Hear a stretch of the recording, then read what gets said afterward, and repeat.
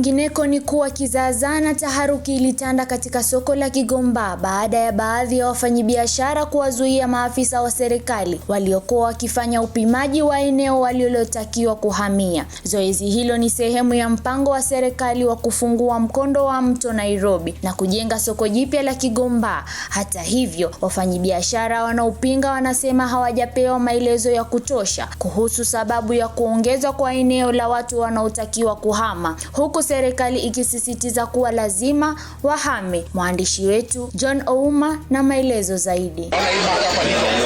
Ndiyo hali iliyoshuhudiwa kwenye soko la Gikomba pindi tu maafisa wa serikali na viongozi wa wafanyabiashara walipowasili ili kuweka mpaka wa mita 50 kutoka mto Nairobi.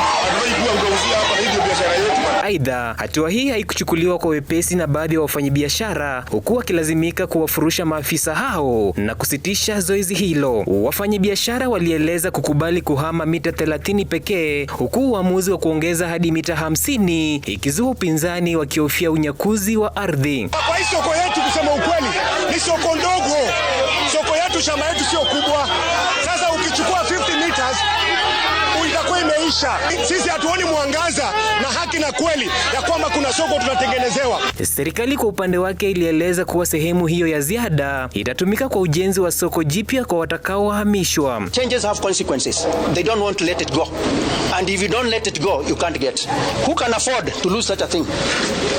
This is beginning of the end of perennial fires. Zila mnasikia hapa. This is an opportunity. This is the end.